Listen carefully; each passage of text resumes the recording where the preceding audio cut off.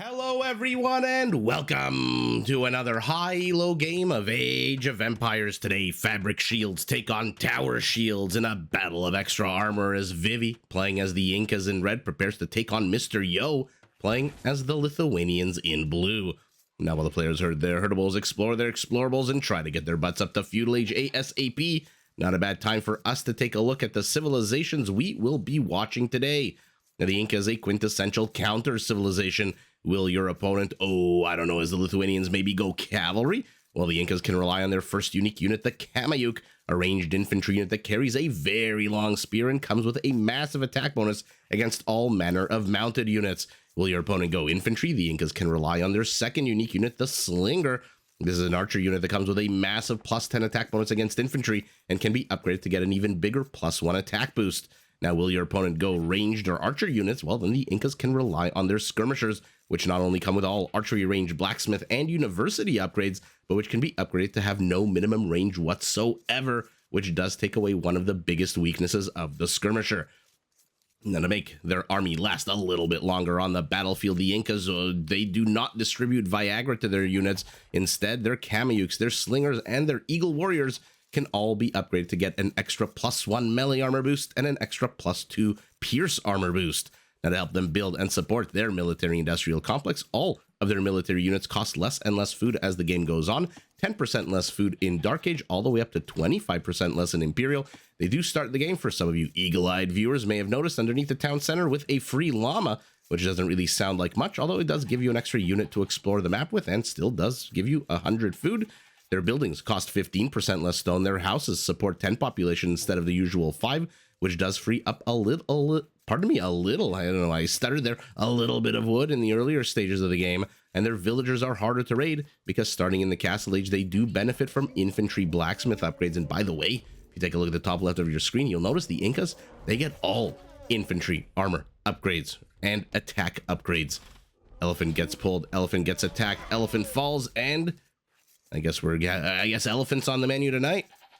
Let's take a look at the Lithuanians also eating their elephants down south in blue, played by Mr. Yo, a civilization that focuses on its heavier cavalry. Their knights, their cavaliers, their paladins all get a free +1 attack boost for every single relic that they collect, all the way up to a maximum of 4 relics for a free +4 attack boost. And by the way, this bonus also applies to their unique unit, the latest. This is a heavy cavalry unit whose attack actually ignores enemy armor, making it one of the craziest cavalry units in the game to deal with. Now, to gather the relics, get that free attack boost on your heavy cavalry ASAP. Lithuanian monasteries do work 20% faster than normal, which does allow you to research texts and pump out monks a little bit quicker than everyone else.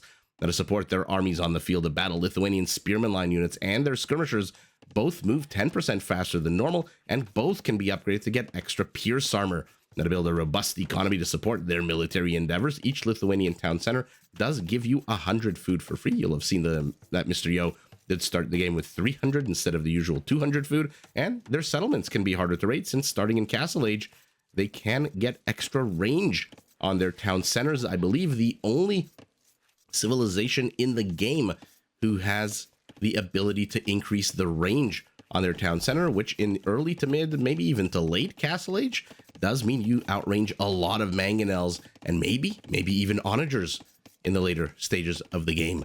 That is a very, very cool upgrade. In any event, these are the civilizations we've got before us. Mr. Yo to the south, Vivi to the north. Let's take a look at the attack path as we clear up all the fog of war, big open space in the center, but forests in a decent position for both players actually, which means as we have about a minute to a minute 45 before the players head up to the next age, not a bad time for us to take a look at the actual location of the resources. I feel like, yeah, Mr. Yo did skip Loom, whereas Vivi did get Loom. Okay. You can tell because the time difference between them is about the training time of 2 villagers. And Vivi's only ahead 1 villager, which means Mr. Yo did cut a little bit of a corner with not getting Loom. We'll see if Vivi punishes him. For now, let's take a look. Gold to the front, stone to the front, yuckity yuck. Not a great location for that. Extra gold also in the incredible forward position. Vivi has seen that gold. He has not seen. Okay, at least he's got extra gold and stone to the back. That's not bad at all. At least a bit more secure secondary stone and gold. 1, 2, 3, 4. Decent forest location. A bit of a dome coverage here for our Lithuanian. Wait a second. What the hell is this? We've got a very aggressive proxy barracks being built by 3 Incan villagers and an archery range. Okay. Now remember, Incas pay 15% less stone for their structures, which means their tower rush is a little cheaper than ye old average tower rush. I mean, I'm getting a little bit ahead of myself. Never mind. There it is. Yeah, I guess he wanted to put down his archery range first, but Vivi being incredibly aggressive. I haven't even had a chance to look at your resources, my man. But we'll take a look at his resources if we even have to. For now, it doesn't seem like their placement is that relevant because it is our Inca who at the 9.5, who's kidding who, at the 9-minute mark of the game has begun applying pressure. FYI, he has lamed the tertiary gold of his opponent. Oh, if he only he needs to explore, he needs to discover where all the other resources are. Mysterio desperately trying to draw his army out into the open where his scouts more mobile, where actually the mobility of the scout can come into play a little bit more. But Vivi's already got spearmen, he's already got skirmishers, he's already got the counter units that are out that are needed. And Mysterio says, I have this, I'm just going to go across the other side of the map. Let's see. Gold and stone to the back, extra gold and stone to the front, forests in absolutely no helpful position whatsoever here to Mysterio. Although I guess these are kind of medium wall-offs, or rather to Vivi, my apologies. Vivi already starting to wall in his resources. And where, oh, where is his army? It is circling here to the east. Oh, he will discover. He does this. So now he knows all 3 gold locations of his opponent.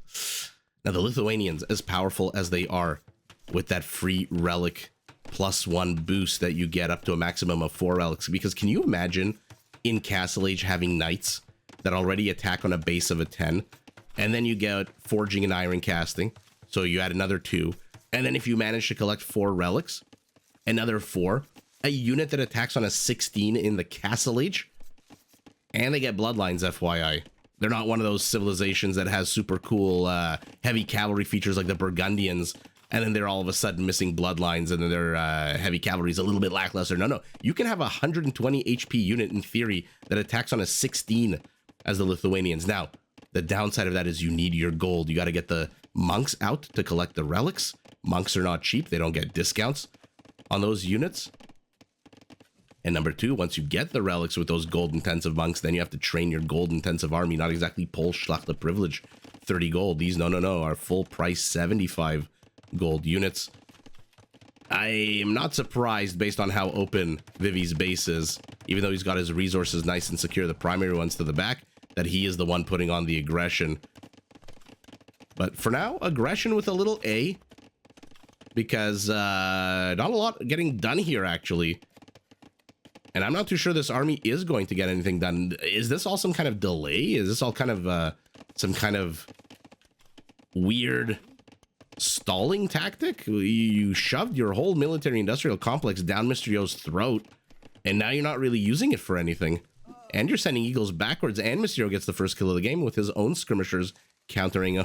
Oh, this guy's trying to run away. He saw what happened to his friend, and he's like, I don't want it to happen to me. I am a cowardly unit.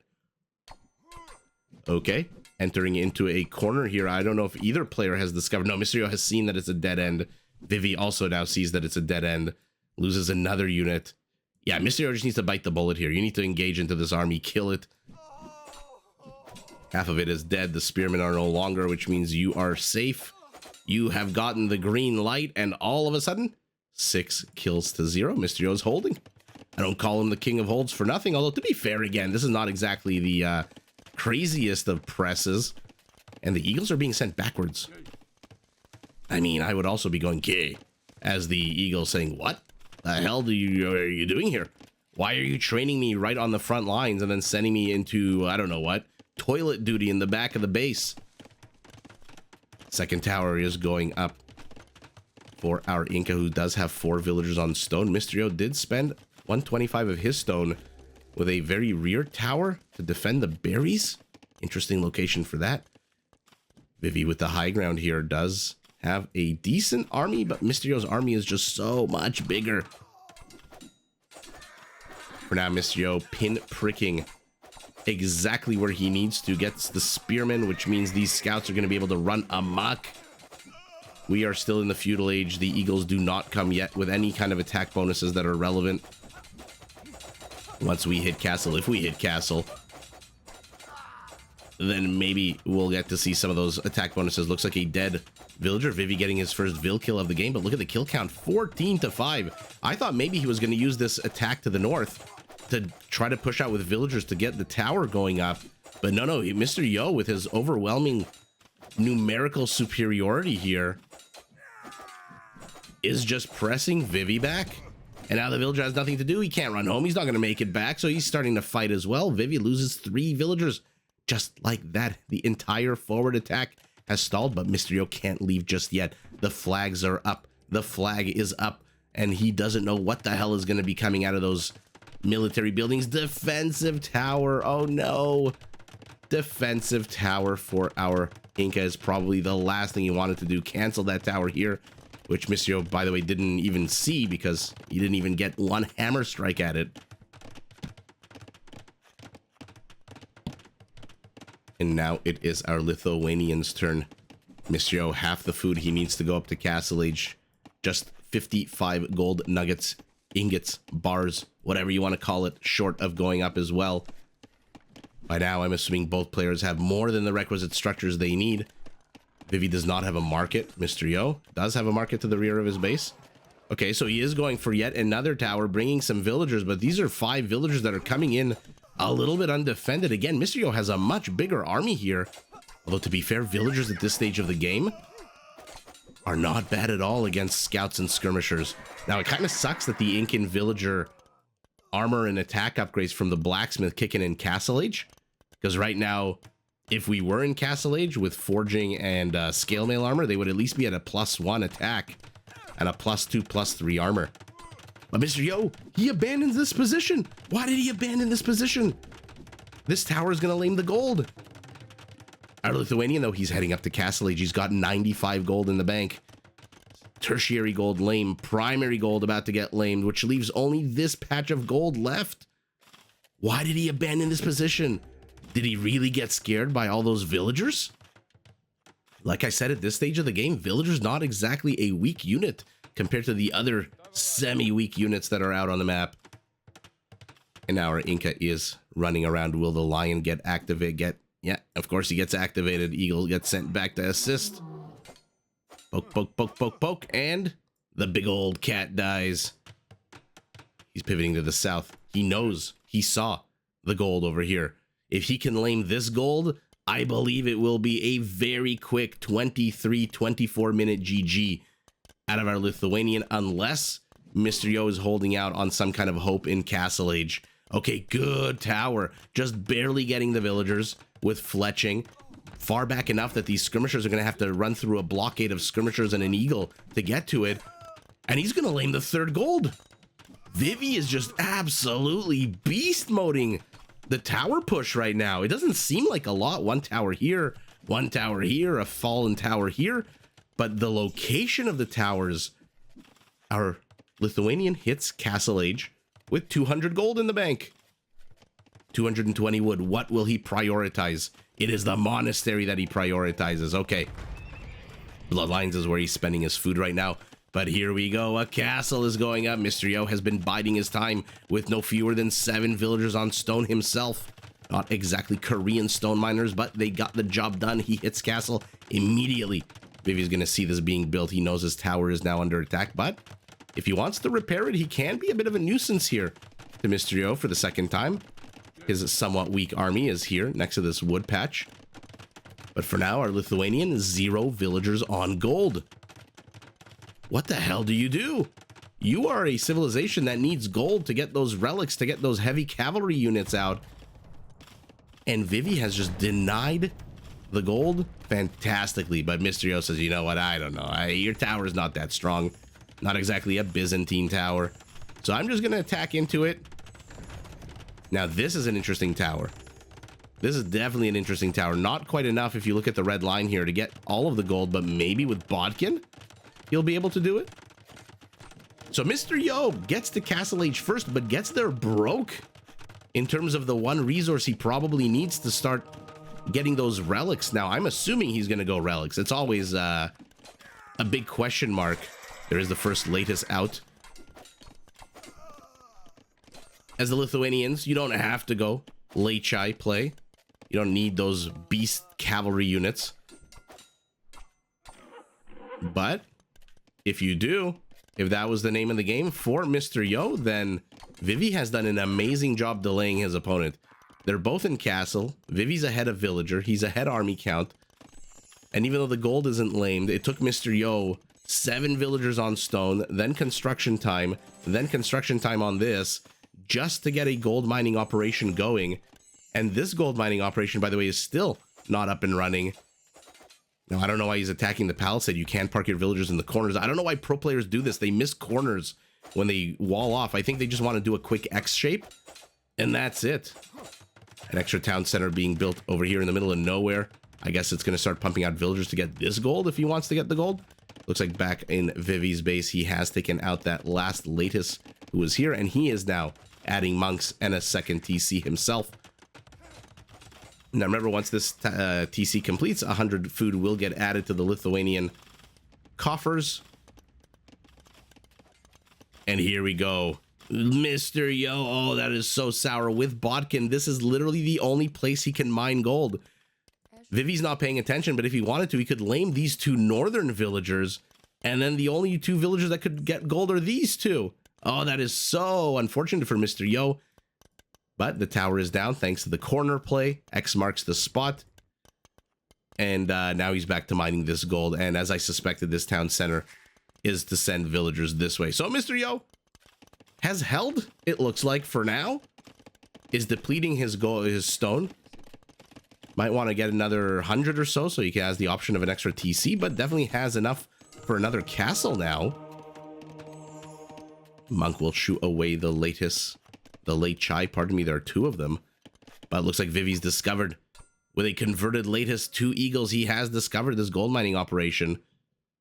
Army count, he's still basically double, 13 to 7. He's down 8 villagers now, and a castle is going up, but the wall off not complete in time. The Lechai swarm in. The castle canceled at 11%.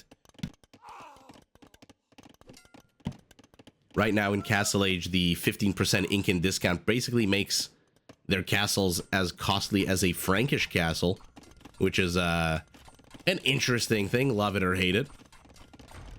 I was of both minds when the developers recently changed the flat 25% Frankish castle discount to 15 Castle Age, 25 in Imperial. Not too sure that's really the way to handicap the Franks, but that's what the developers thought. Mr. Yo, yet again, moving out onto the map. Vivi, yet again, putting down a castle, saying, hey, if the majority of your army is not here, why don't I just come back and try to get my castle up? Now, on paper, Pike should counter cavalry, but it's not as clean a fight when your opposing unit ignores armor, and Mr. Yo already has a relic. He's back to mining gold. Palisades are still up. I thought that might have been that small army of the latest and 2 eagles that attacked here, but no, you are just the stubs of a former wall off.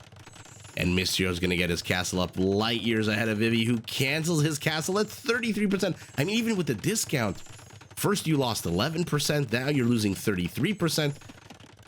Even with the discount, it can't feel good to constantly keep canceling castles.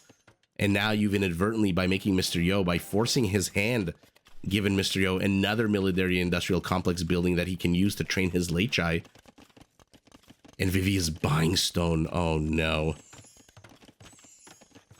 I don't think he needed to buy stone. Did Vivi think that he was paying full price for a castle? Did he need to buy that stone? Mr. Yo, I don't know when players do this.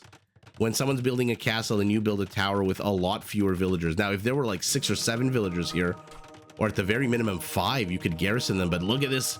Monks are joining into the fight for blue, converting 1 villager. Not getting the second. The Lechai are trying to find a way in, but 2 houses and a whole horde of pikemen stand in their way. I don't know what happened to that castle, to the house there. Did he get deleted? And he's abandoned the castle at 68%. Okay, 2600 HP though. Means that he's got a minute. He's got a minute, but this is so much armor, ignoring firepower here. 2600 HP has become 1700 HP. Vivi still has 5 villagers on stone. Mysterio only 3, and has spent, looks like, about half of his stone bankroll on this tower. What is Vivi doing? What can you do here? He sends a single villager to try to build a castle. Why are you wasting even more stone on this? But in they come. 11 villagers on Mangonel. Beautiful. Gets Mysterio's Mangonel while Mysterio's Mangonel is focusing on the villager. Will he get a second? Ooh, just clips it. The late chai close. They do not ignore the armor of the siege unit. The castle's at 75%. I feel like all the villagers are dead. Yeah, they're all dead. Yikes. What an absolute disaster. The castle's at 289 HP.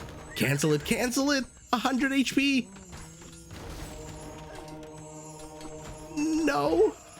No, why did you keep building it?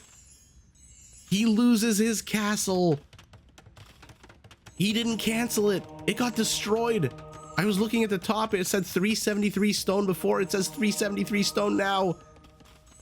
Vivi, so unfortunate with the placements of the castles. 11%, 33%, 78%. Oh, or 75%. Why did he keep sending individual villagers to keep building that castle, to keep wasting the stone? Now his towers are under attack as well. Mysterio's army is finally starting to catch up, and forget the numbers. The quality of the army is just significant. Significant meets and bounds, head over shoulders better than the Incan army. 8 Lechai to 9 pikemen. And again, on paper, pikemen do quote-unquote counter cavalry, but when you're opposing the latest and it attacks on a 16 and you only have 55 armor. But Vivi's back. Will he save the Mangonel? Looks like he's gonna save the Mangonel. What the hell happened there? He converted and then it died? How did it die? Was something attacking it right as it got converted? 37 minutes in. I'm gonna have to rewind back and see how the hell that unit died. I feel like this castle will actually go up. Vivi's busy defending on the other side of the map, but he has walled himself in. Did lose a few villagers here and there, but Mysterio is distracted. But if anyone can micro multiple avenues of attack, multiple locations of battle, it is Mr. Yo, whose Lechai take the high ground, kill a pikeman, and then run the hell away. He's almost depleted this gold mine. Why does he keep taking pokes from these pikemen? The problem is, you're down to 1 tower. You haven't attacked the villagers like you should be. You're not paying attention, which means you're attacking the town center. And it looks like in the rear of Vivi's base, the Lechai have busted in. But he's disrupting gold mining operations here as well. How much gold is left? Only 260. 10 kills, 9 of them villagers. Mr. Yo has killed 31 Incan villagers, who, by the way, are in Castle Age, so they should be at a +1. Where are you? 3 +1, and then an extra 2. Sorry, an extra 2/2 armor. So +3 +4 instead of +1 +2 that everyone else gets. So maybe an Imperial fully upgraded, not a bad compared to most civs. I mean, they're not. So what am I saying? Not bad. They're actually fantastic. My apologies. In my mind, I was comparing them to the Spanish supremacy villagers, and it came out not bad. But no. Oh, Mr. Yo is going for a castle drop. Where the hell are the Kameyuks? He's got 4 Kameyuks, but they're heading all the way back here. And Mr. Yo says, you know what? I like your idea of castle dropping, but what are you dropping here? Some farmland? I guess between these 2 TCs on the high ground. Fantastic location strategically for a castle. And now Vivi's doing what I said like 5 minutes ago. I don't understand sometimes when pro players do this. Like, you're not going to get that tower up, and even if you do, it's not going to do that much. Send 5 villagers, send 10 villagers. Now the Kameyuks are here. They're cleaning up little by little with their long, pointy, shafty sticks. And Mysterio is losing units here. But doesn't matter. Vivi just, there's nothing he can do. He's out of steam. He's in Castle Age. He's got 85 chicken nuggets in the bank. He's got 339 gold. He's got a lot of wood. Okay. I guess if he was the Slavs and he had detonates, that would have been very helpful. But unfortunately, Unfortunately, even here, it's going to take him a long time to get rid of this ram push because the Kamyuk is not a strong unit. Like the Step Lancer, it's mounted bastard brother. It relies on stacking as opposed to its brute force, like every usual infantry unit that attacks probably on double this attack. But when you attack on a 7, the ram has 175 HP. Even with that -3 armor, it's going to take a while for you to kill it. But what an absolute epic game. So much action in just 41 minutes. Not a lot of kills on the whole. Less than 2. Actually, that's not a bad kill count. I was going to say not a lot of kills, but so much strategic action with the placement of the towers here, the laming of the gold, the holding, the castle placement to start pumping out Lechai, the castle attempt here, not once, but twice, the castle denial, then another castle attempt up to 78%. Then finally, Vivi manages to get it up after 3 failed attempts of shooting blanks. And unfortunately, he gets it up right as Mysterio then shoves his own castle right in between, carves the Incan Empire west and east, and just way too many villagers dead. If you added back the 42 vill kills that Mysterio got, maybe Vivi could compete. He'd still be down villagers, but he'd be down 1 villager as opposed to 43 villagers. And holy moly, Mysterio's resources are light years ahead of his opponent. And what an absolute boss hold out of the king of holds, who still manages to get 2 relics, which means the Lechai with forging. Somebody in the comments explain to me, why do the pro players never get iron casting? Is it the gold cost of iron casting? Because forging is not a gold. Forging, where am I looking here? Forging is, yeah, it's got to be the cost, right? Forging is just, if I'm not mistaken, what is it, 150 food? But iron casting does cost gold. Is that why they ignore it? You see it over and over again. Castle Age Lithuanians getting relics. I get why you want relics. Obviously, they're free. Well, free minus the cost of the monk to gather them. And you're lucky if it's just 1 monk. Usually your opponent tries to snipe every monk you have. But it's, once you get it, it's free, I guess. That makes no sense. In any event, you know what I mean. It's got to be the gold cost. Yeah, forging's 150 food. It's got to be the gold cost of the iron casting upgrade, because I've never, in the last maybe 5 to 10 Lithuanian games in Castle Age where they've gone Lechai, I have yet to see a pro player get iron casting, which is weird. It's still a +1 attack.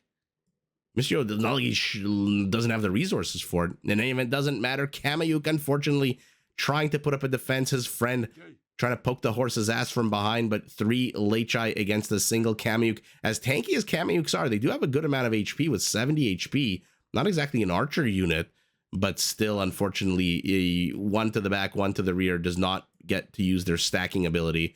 And 3 to 2, especially when those 3 are Lechai, is bad news bears. Pikemen, Eagles, and barely any skirmishers against 54 Lechai. Skirmishers and scouts, peak APM, towards the end of the game for Mr. Yo. Vivi, right at the beginning of the game, a bit more of a relaxed game, 90 APM. Economically, about 8,000 resources ahead as our Lithuanian gets all 4 resources. This is surprising. Vivi mining stone so much earlier on. 8 conversions to 6 is fantastic. 7 raisings to 2. 8 tells me that there was some friendly fire here by maybe one of the mangonels, but the total kill count, unfortunately, double, just a little less than double for a Lithuanian, 123 to 67, but more importantly, 42 villager kills, but even more important, this big, fat Lithuanian castle right in the smack dab center. This is psychological damage, emotional damage, and this is an absolute just bastion that cannot be taken down. Vivi's got nothing. He's got enough wood to maybe build a siege workshop and a few rams. But yeah, what are you going to do with a few rams when the Lechai start coming out of that castle, especially once the villagers start coming out and attacking? But what an absolute epic game from literally minute number 9. Vivi has been on the offensive, using that 15% stone discount that the Incas get on their structures to just start pumping out towers. And for a second, things looked very dicey for Mysterio. His tertiary gold was lamed. His primary gold was lamed. His secondary gold was lamed. Towers everywhere. He hit castle, but he hit castle with less than 100 gold. He hit castle with less than 100 gold. But luckily for him, he was mining stone the entire time, got his castle up, destroyed the tower, and Vivi was just not paying attention. He had an opportunity to snipe half of this workforce with his towers, but he did not. And so just an absolute epic, titanic struggle between these twos. These two, not these twos. And the last thing I want to do, as I mentioned, I want to go back and see what the hell happened to that converted Latus. Who killed him? Who framed Latus Rabbit? Let's see. So nothing attacking from the south. I can ignore that avenue of attack. Let's play it on slow motion and see if I can figure out what the hell is going on.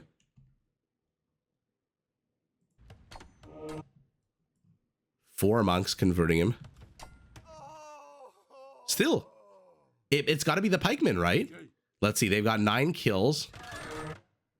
And before that, they've got 9 kills. So it's not the pikemen. They had 9 kills before. They have 9 kills now. It can't be the villager, right? The villager is... They've got hammers in their hand. They're repairing the mangonel.